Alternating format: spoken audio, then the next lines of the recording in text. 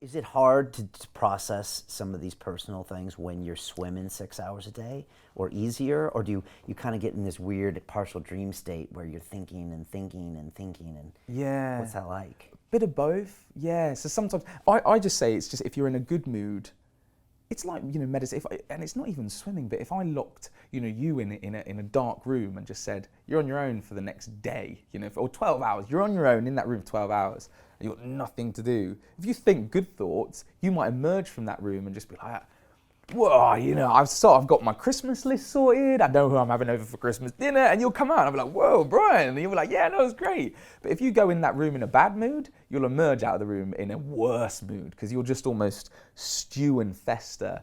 And I think, again, that always comes to the Great British Swim. It became less and less of a swim, because it was more this internal psychological warfare that I did my best to almost try and figure out, because I'm no expert, so I was like, this is how I feel. And so when people, it's so nice when people come over to me and they say that they've got the quotes of mine on their wall and stuff, and I'm like, well, that's nice, but please know that was just a musing that I was kind of throwing out there. And I constantly said, I was like, this isn't a polished thought, it's just a theory. And that was one of them as well, that the Great British Swim was almost like won and lost in your own head, because I found that my body was robust enough after all the events that I'd done. My body wouldn't quit. And even now, everyone's like, oh, wow, you just swam around in Great Britain, you look surprisingly okay. I'm like, yeah, no, it was okay, but it's not here.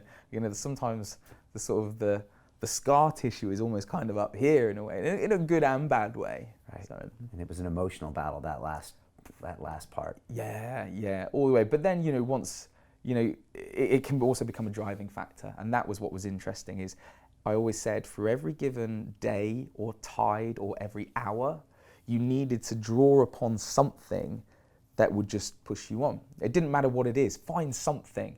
Is it sort of the love of being at sea? Because minke whales and dolphins are swimming around. Yeah, that's easy. That's going to be an easy tide. Is it an amazing sunset? Yeah, easy tide. I can swim those all day, every day. Most people can. They're amazing. But what are you going to do, Moray Firth? What are you going to do in a Hebrides? What are you going to do when for 6 hours in 40-knot winds coming straight at you, you're just getting smashed by waves or giant whirlpools? What are you going to do then? And what do you do then? What are you thinking about?